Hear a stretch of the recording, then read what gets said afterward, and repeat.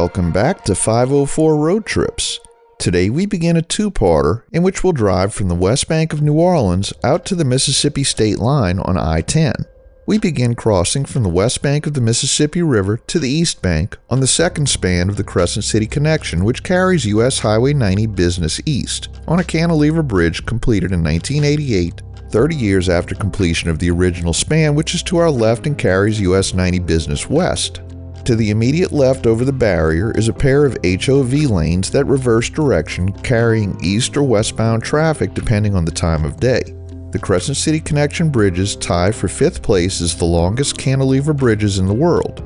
It's worth noting that when traveling eastbound on the Crescent City Connection, you're traveling due west because of the curves in the river.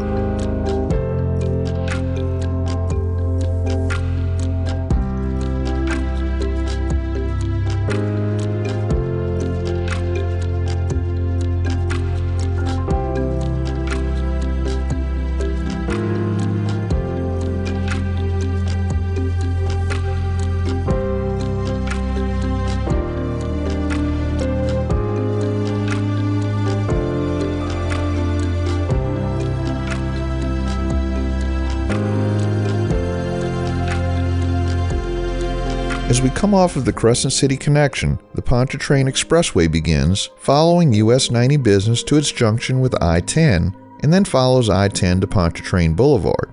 The expressway has curved to a heading of northwest and follows Calliope Street, roughly dividing the Garden District from the Warehouse District. The HOV lanes separate from the expressway and rise up as the footprint of the viaduct narrows. While we're in this traffic, we're doing this set of videos because, frankly, we're running out of material. For the last 8 months, we've been dealing with some badly needed home repairs and renovations, and just haven't had much time to travel.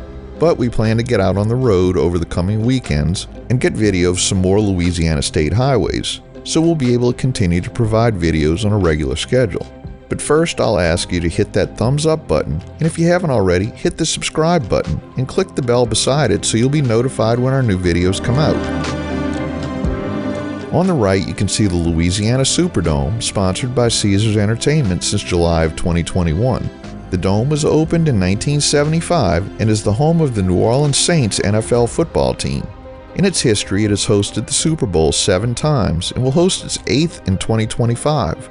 To the left of the Superdome is the Smoothie King Center, originally opened as the New Orleans Arena in 1999, home to the New Orleans Pelicans NBA basketball team since 2002. The arena was first built as the home for the New Orleans Brass ice hockey team, but the Brass only lasted until 2002 when professional basketball came to New Orleans, and the New Orleans Hornets moved into the arena. They demanded that the Brass foot the bill to make the conversions of the arena from ice hockey to basketball, and the Brass didn't want to pay. Their former home at the Municipal Auditorium was no longer set up for ice hockey, and the Brass folded. The arena also was home to the New Orleans Voodoo Arena football team from 2004 to 2008, and again from 2011 to 2015. Here we take a long flyover from the Pontchartrain Expressway to I-10. This is called the Eastern Expressway on some maps dating back to the late 1960s, but I've never heard anyone call it that. Some people do refer to this section as the Claiborne Expressway, since it runs over Claiborne Avenue for 1.5 miles. We're now heading northeast, and the CBD and French Quarter are to our right, and we're running through what could be called the Medical District with the VA and University hospitals to our left, and the old Charity Hospital and Tulane Medical Center to our right, among others. Then we'll be heading right through the middle of the Treme neighborhood, brought to national prominence in the early 2000s by a TV series of the same name. In recent years, there have been calls for the complete removal of the Claiborne Avenue Viaduct, as this bridge is now 53 years old and structurally deficient. Arguments have been made that it never should have been built in the first place, as Claiborne Avenue runs through a historically African-American neighborhood, perhaps the oldest such neighborhood in the United States, and the wide boulevard that was once lined with southern live oaks was the black business district during segregation. Many of these businesses and homes were removed to build the expressway. There are currently no actual plans to remove the expressway though. Doing so would involve rerouting I-10 along the I-610 corridor and renumbering the Pontchartrain Expressway as a spur into the downtown area. This would effectively cut off New Orleans East from the rest of the city.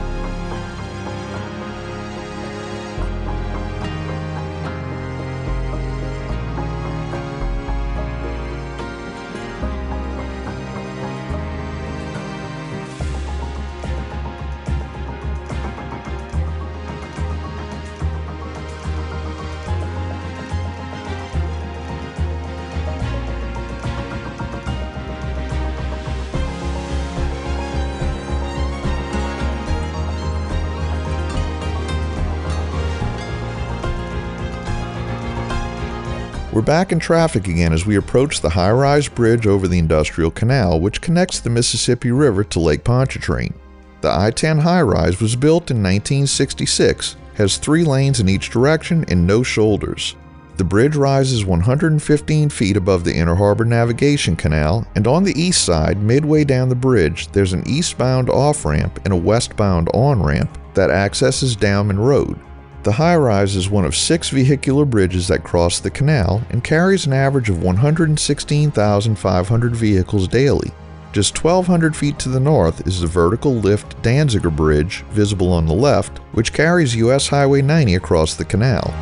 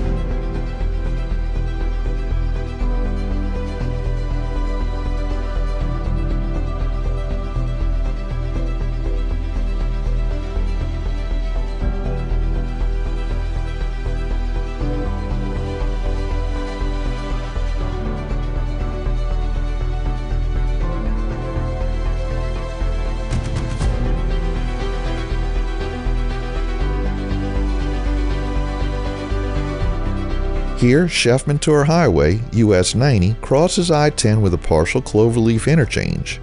US 90 runs roughly parallel to I-10 for its entire length, but this is the last time that there's direct access between the 2 highways until Tillman's Corner, Alabama, 126 miles from here via I-10. We're now in the area known as New Orleans East, which is the eastern part of New Orleans. Developed in the 1950s, it offered modern suburban living within the city limits of New Orleans.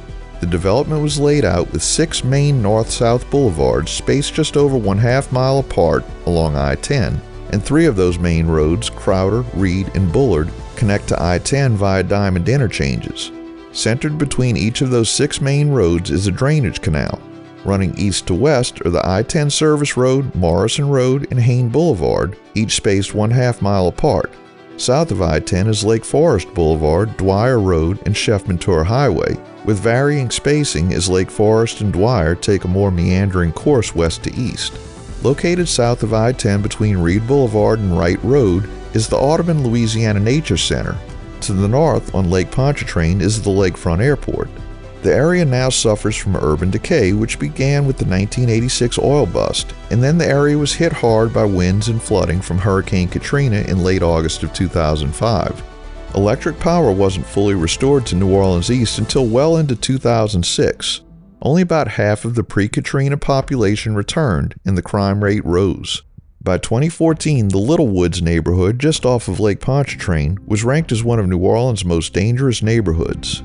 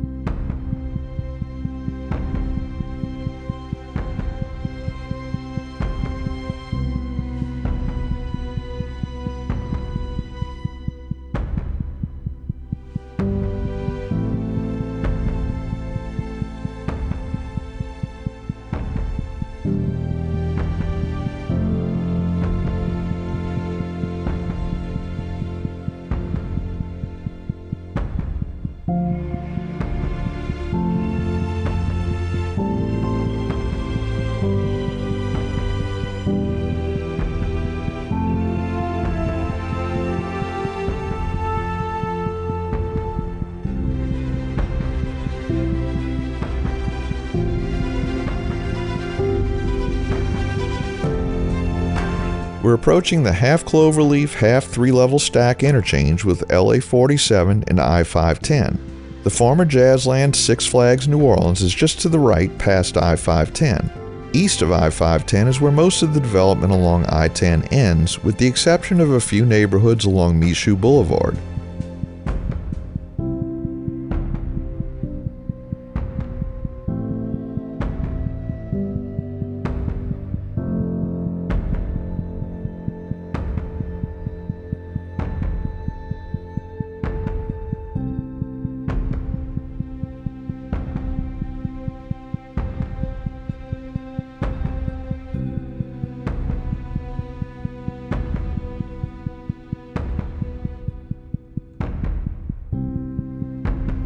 We conclude today's video at the Michoud Boulevard exit.